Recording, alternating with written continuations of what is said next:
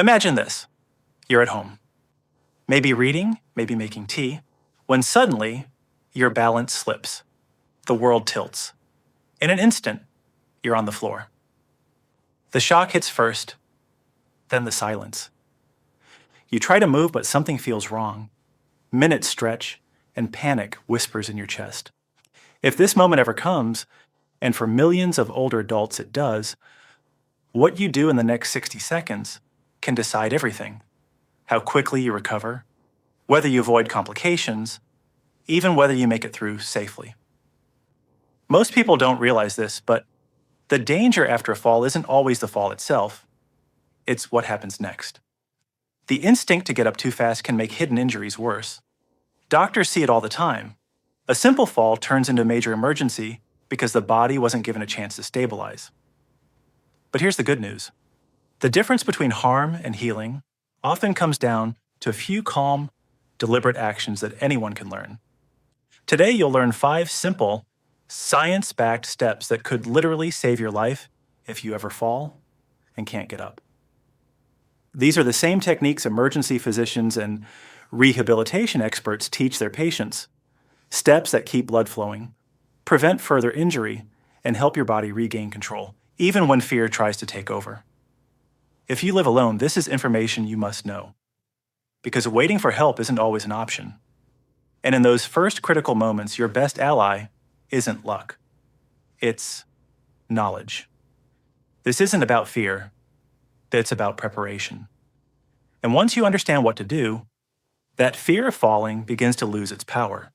With calm, awareness, and the right response, you can protect yourself and rise again safely. The very first instinct after a fall is to move, to push yourself up, to prove that you're okay. I want you to pause and resist that impulse. I know it feels urgent, even frightening, but the truth is that the moments immediately following a fall are when your body is most vulnerable. Panic triggers a cascade of physiological responses.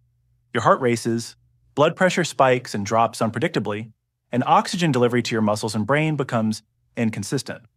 This is why rushing to stand can turn a manageable incident into a serious medical emergency. The body is signaling a need for calm, not action. By learning to stop, breathe, and assess, you are giving your system the best chance to protect itself. Start by centering your attention on your breath. Inhale slowly for 3 seconds, hold it gently for 3 more, and exhale fully for another 3. Repeat this cycle at least 3 times. This 3-3-3 method is more than a relaxation technique. It resets communication between your brain and muscles, helping your body regain control after shock. By focusing on the rhythm of your breath, you lower heart rate variability, restore oxygenation, and create the conditions your muscles need to respond when it's safe to move. Breathing is your first tool in reclaiming stability, and it is entirely within your control, even when your environment feels threatening or isolating. Once your breath begins to steady, perform a slow, mindful body scan. Start with your hands and feet, noticing any numbness, tingling, or sharp pain. Progress gradually to your arms, legs, torso, and neck, checking for areas that feel unstable or overly sensitive. If you encounter intense pain or disorientation, remain still and continue breathing. This is your body signaling that further movement could worsen injury.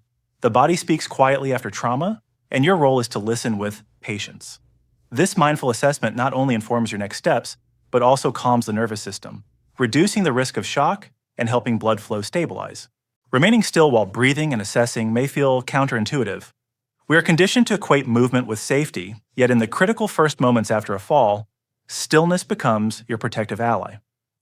Each second of deliberate pause strengthens control over muscles that may have locked up from fear. It allows your cardiovascular system to normalize, your brain to reorient, and your balance centers to recalibrate.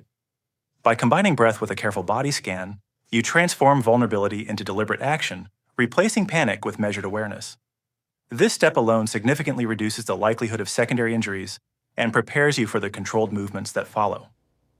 Trust yourself in these moments. Calmness is not weakness. It is the foundation for survival.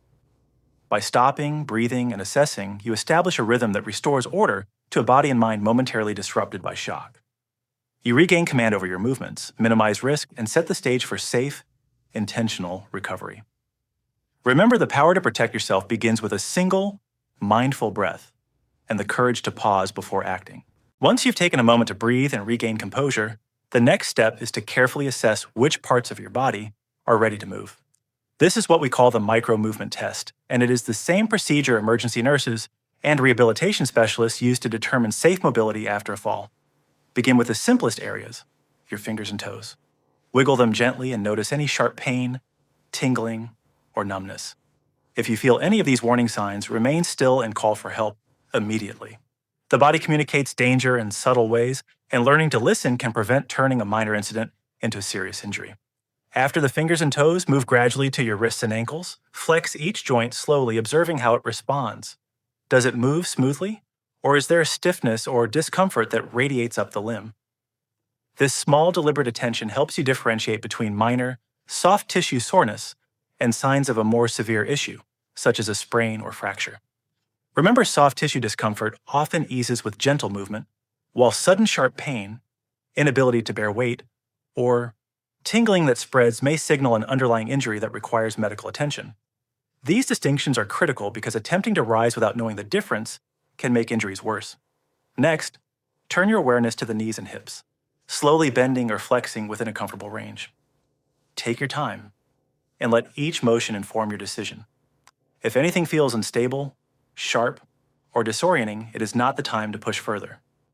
At this stage, it is also vital to check the neck and back.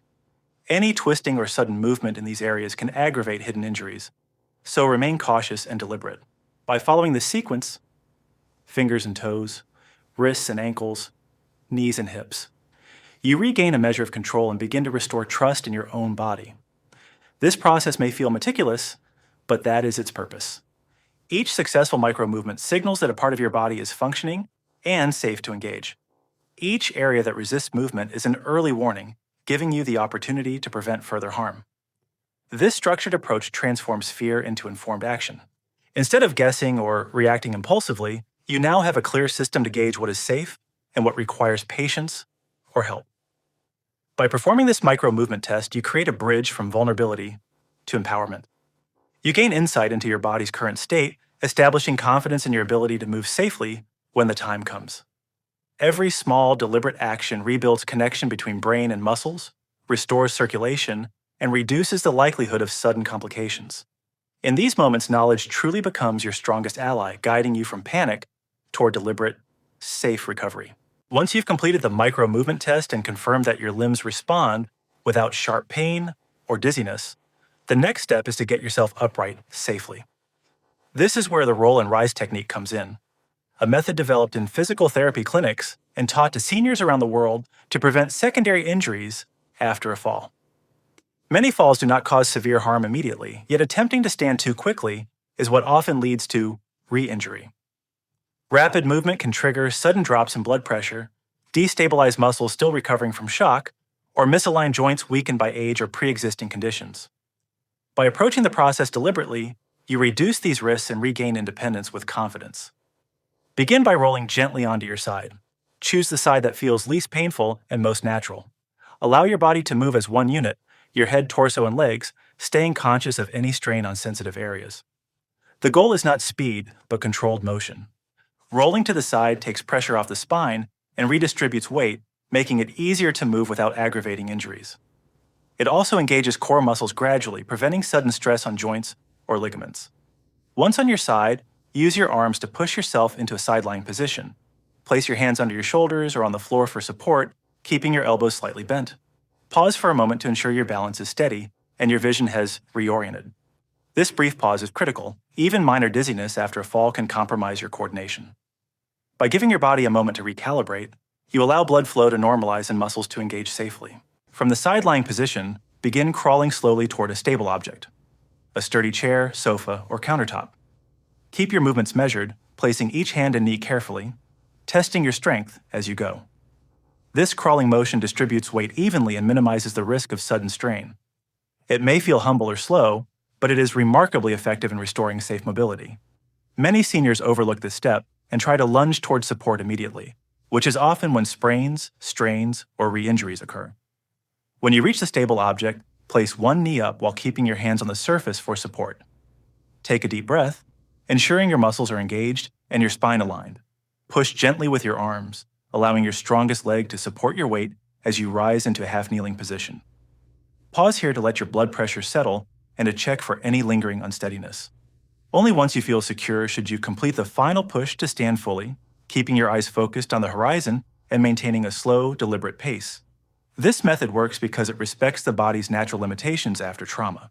The combination of rolling, pausing, crawling, and gradual weight transfer reduces the likelihood of muscle spasms, joint misalignment, and sudden drops in blood pressure. It restores control and confidence, turning a potentially frightening fall into a manageable, stepwise recovery. Seniors who practice this technique regularly, even as a precaution, report greater self-assurance in their mobility and fewer emergency room visits from secondary injuries. The roll and rise technique is more than a sequence of movements. It's a mindset. It emphasizes patience over impulse, awareness over fear, and precision over strength. By adopting this approach, you empower yourself to respond safely, not react hastily. Every slow, deliberate motion reinforces trust in your body and gives you a framework for handling falls confidently. Understanding that standing immediately is not always safe transforms vulnerability into resilience, letting you reclaim independence without putting yourself at unnecessary risk. Once you've safely stood using the roll and rise technique, your body is not yet fully recovered. This is what doctors refer to as the golden 10-minute window, a critical period during which your cardiovascular system, muscles, and balance centers readjust after the trauma of a fall. Many seniors make the mistake of walking immediately, eager to prove they are unharmed, and this impulse often leads to a second fall or fainting. By pausing and observing your body for a few minutes, you allow blood pressure to stabilize, muscles to regain coordination, and your nervous system to recalibrate. This pause is not weakness. It is the final step in taking command of your recovery. Begin by sitting in a stable, supportive chair or on a couch. Take slow, deep breaths, bringing oxygen to your brain and muscles. Check your pulse at the wrist or neck, noticing whether it feels steady or irregular. Your heart rate may still be elevated from adrenaline, and that is normal, but sudden spikes or faintness are warning signs that you need to remain seated. During this time, lightly move your fingers and toes, and shift your weight gently in the chair to test balance and circulation. This mindful observation gives you insight into how your body has responded to the fall and helps prevent rushing too soon into standing or walking. Hydration is essential in this phase. Even a brief period on the floor can cause mild dehydration as stress hormones shift fluid away from circulation to muscles. Drinking small sips of water or a lightly salted beverage if available restores electrolytes, supports blood pressure, and reduces the risk of dizziness or weakness when you eventually stand. Rehydration is often overlooked, yet it is one of the simplest and most effective ways to safeguard recovery. Think of this as fueling your body for the final steps of regaining full stability. It is also wise to have a fall kit within reach. Keep a small towel, water, a phone, and an emergency contact card nearby. Having these essentials accessible transforms anxiety into competence, giving you confidence that if a problem arises, you are prepared. Many seniors skip this step and later experience preventable complications. By organizing your space and taking these few proactive measures, you reinforce safety and control. The golden 10-minute window becomes an active phase, not a passive wait, where preparation and observation work together to secure your well-being. During this time, focus on mental orientation as well. Speak aloud, describe your surroundings, and confirm where you are. This simple grounding technique reduces confusion, reassures the mind, and helps prevent disorientation that can contribute to falls later. It also engages cognitive function in tandem with physical recovery, creating a holistic approach that addresses both body and mind. Each moment of attention and care reinforces the sense of mastery over a situation that initially felt frightening. By the end of this brief pause, your body should feel stronger, your pulse steadier, and your confidence returning. Only then should you consider standing or walking slowly, keeping hands on supportive surfaces. The recovery window is more than a precaution. It is a structured, doctor-backed strategy to prevent secondary injuries, stabilize your body, and give you a sense of control that fear alone cannot provide. Recognizing and respecting this period transforms what could be a moment of vulnerability into one of empowerment and self-trust. Even after you've safely stood and completed the recovery window, there's another challenge to address: the fear of falling again. It's natural to feel a lingering sense of vulnerability, and many seniors respond by limiting their movements or avoiding activities they once enjoyed. While this instinct may feel protective, it often has the opposite effect. Inactivity weakens muscles, reduces coordination, and erodes the very balance your body needs to prevent future falls. True safety is not just about surviving a single incident. It's about teaching your body and mind to trust each other again. Rebuilding that confidence is the final, essential step in long-term resilience. Start small. Even brief sessions of mindful movement can restore trust in your body. Simple chair exercises, for example, engage your thighs, hips, and core muscles, areas crucial for stability. Sit tall, lift one leg at a time, extend it slowly, and then return it to the floor. Repeat gently, focusing on smooth, controlled motions. These movements may seem modest, but each repetition is a signal to your nervous system. Your body can move safely, your muscles are responding, and balance is returning. Rehabilitation therapists teach the same approach because it is effective at any age. The principle is consistent. Strength begins with awareness, and awareness begins with intention. Next, incorporate balance drills. Begin with supported exercises such as holding onto a counter or sturdy table while shifting weight from one foot to the other. Progress gradually, testing limits in a safe environment. The goal is not speed or endurance, but neuromuscular retraining, teaching the brain and muscles to communicate reliably.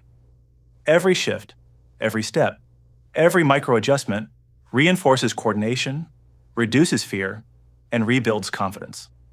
Over time, the body becomes resilient, not because it avoids challenges, but because it learns to navigate them with care. Breathing routines are equally important. Calm, deep breaths paired with deliberate movement reduce tension, enhance oxygen flow, and improve focus. Before standing or reaching, pause, inhale for 3 seconds, hold for 3 seconds, and exhale for 3. This rhythmic practice signals to your nervous system that movement is safe, reinforcing the connection between mind and body. Over weeks, these small habits accumulate, allowing your body to respond naturally and confidently in situations that once felt threatening. Environmental adjustments support this rebuilding process. Installing grab bars in the bathroom, using non-slip mats, ensuring proper lighting, and clearing walkways may seem like minor changes, but they have profound psychological and practical benefits. A home that communicates safety encourages risk-taking within controlled limits. You feel secure experimenting with balance and mobility, reducing anxiety, and reinforcing the message that movement is not dangerous. Your environment becomes a partner in recovery, complementing exercises and confidence-building routines. The key to lasting resilience is consistency and repetition. Practice chair exercises, balance drills, and mindful breathing daily, even for just 5 minutes at a time. Each repetition is an opportunity to teach your body that it is capable, that falls are recoverable, and that fear does not have to dictate your actions.